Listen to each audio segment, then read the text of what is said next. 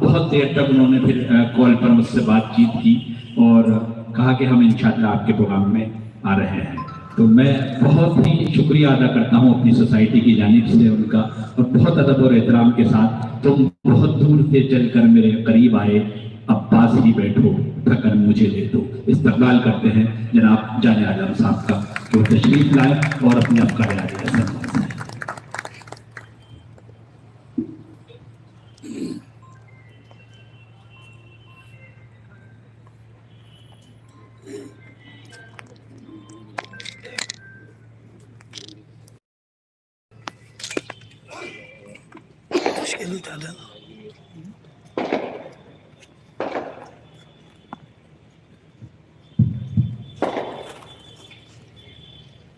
अस्सलाम वालेकुम।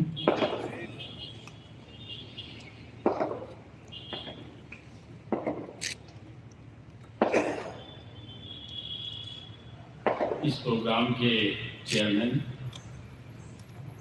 जनाब वसीम हैदर नकवी साहब,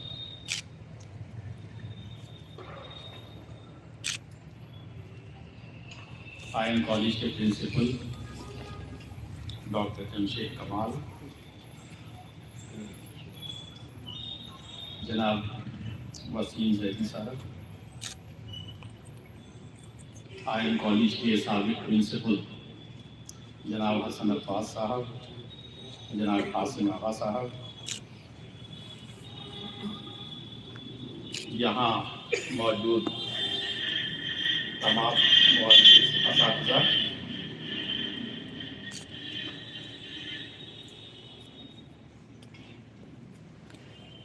जनाब हेमंत कुमार जी, तहसीलदार अमरोहा,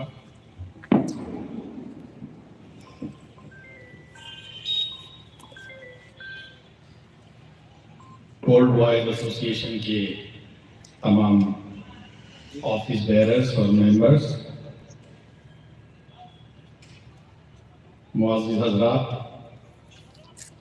मीडिया से हमारे दोस्त एंड फ्रेंड्स, मुझे आज बेहद खुशी हो रही है कि मैं आयन कॉलेज की ओल्ड बॉयज एसोसिएशन के इस प्रोग्राम में शरीक हो सका। बहुत दिनों से ख्वाहिश थी कि अमरोहा में जो पुराने लोग हैं उनसे मुलाकात हो और उन्हें देखने की एक तरह से ख्वाहिश थी। तो पिछले साल भी ओल्ड बॉयज एसोसिएशन ने मुझे इनवाइट किया था, लेकिन मसरूफियत की बिना पर मैं आ नहीं पाया था। इस बार जब शेबान कादरी साहब ने मुझे फ़ोन किया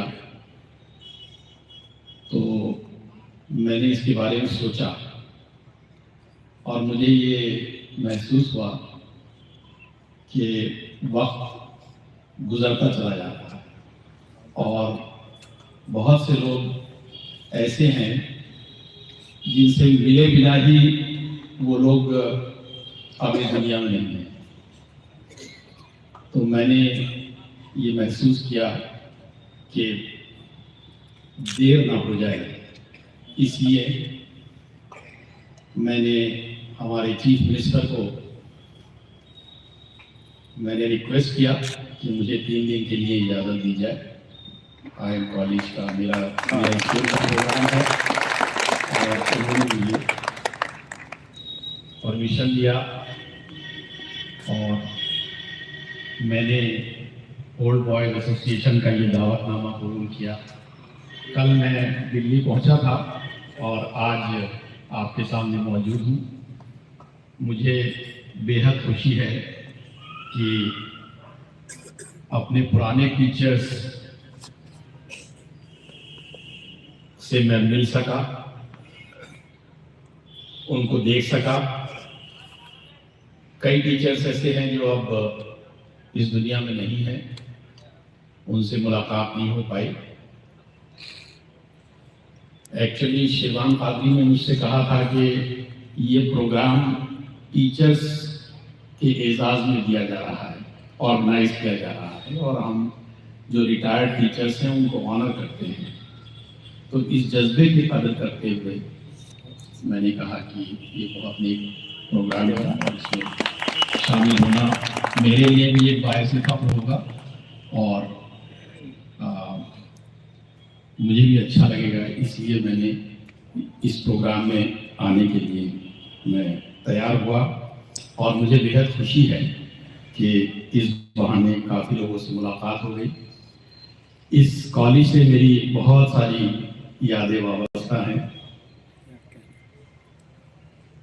1980 से लेकर 1982 तक बहुत ही मुख्तसर वक्त के लिए मैं इस कॉलेज में था, और मैं एक्चुअली AKK इंटर कॉलेज जो उस समय हाई स्कूल होता था, तो वहाँ से IM कॉलेज में आया था। आप हजरात में जो लोग पुराने लोग हैं वो जानते होंगे कि हम लोगों के यहाँ उस टाइम में आर्ट्स और साइंस की स्ट्रीम जो है वो 9वीं क्लास से अलग अलग हो जाते थे।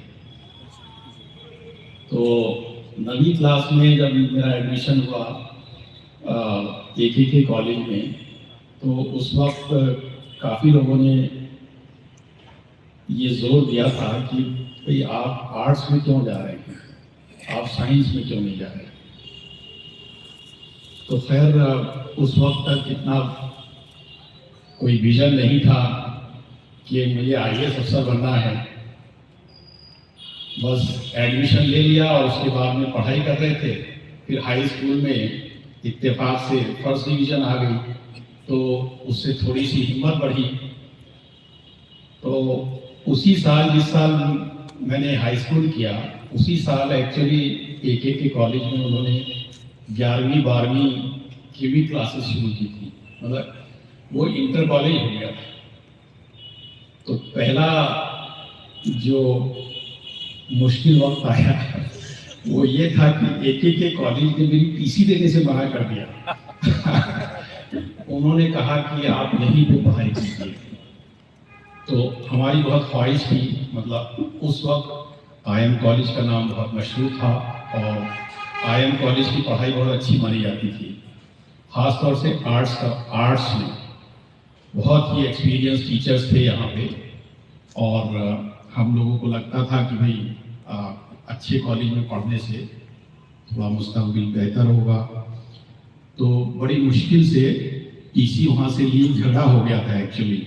वो प्रिंसिपल साहब अब इस दुनिया में नहीं हैं, लेकिन काफ़ी मुश्किल से उन्होंने TC दी थी, और TC लेके मुझे अभी भी याद है कि हमारे नकवी साहब एक्चुअली उस वक्त शायद एडमिशन के इंचार्ज थे, और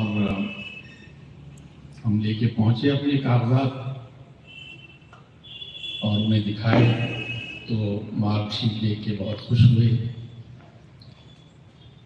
फिर एक वक्त ऐसा आया जब नकवी साहब ने मुझे एक चैलेंज दिया, और उन्होंने कहा कि IM कॉलेज में आर्ट साइड में इंटरमीडिएट में 50 साल से फर्स्ट डिवीज़न नहीं आई है।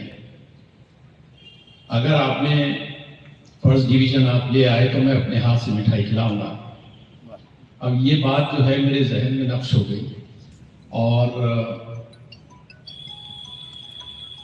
जो भी मतलब मेहनत उसके लिए की गई, उसमें मैं समझता हूँ कि हमारे जो टीचर्स थे उनका बहुत बड़ा हाथ था, और छोटी छोटी बातों से जो हिम्मत बनती है उस तरह से उस वक्त चलता था। तो हमारे हिस्ट्री के टीचर हुब्बे हसन साहब, जो अब हयात नहीं हैं, उन्होंने मुझे सिखाया कि अच्छी आंसर्स लिखने के लिए क्या करना पड़ता है। इंग्लिश में इंग्लिश की कोटेशंस डालिए। हिस्ट्री का जब आप लिख रहे हैं तो जो ओरिजिनल ऑथर्स हैं उनकी इंग्लिश की कोटेशंस डालें। तो इस तरह से छोटी छोटी बातें मतलब हम अपने जहन में उतारते गए और धीरे धीरे करके पढ़ाई करते रहे। हुब्बे हसन साहब के यहाँ मैं एक्चुअली ट्यूशन पढ़ने के लिए जाता था उनके घर पे, और उनके पास वक्त था नहीं, तो उन्होंने बहुत ही अर्ली मॉर्निंग का टाइम दे रखा था। तो हम लोग 3-4 लड़के एक साथ जाते थे और एकदम ऑलमोस्ट मुंह अंधेरे उनके घर पहुंचते थे, और वो पढ़ाते थे अपने बिस्तर में ही लेटे लेटे ही पढ़ाते थे वो। तो अंग्रेजी उनसे सीखी। हमारे तवक्कुल साहब उस वक्त इंग्लिश के टीचर थे, उनसे मैंने अंग्रेजी सीखी।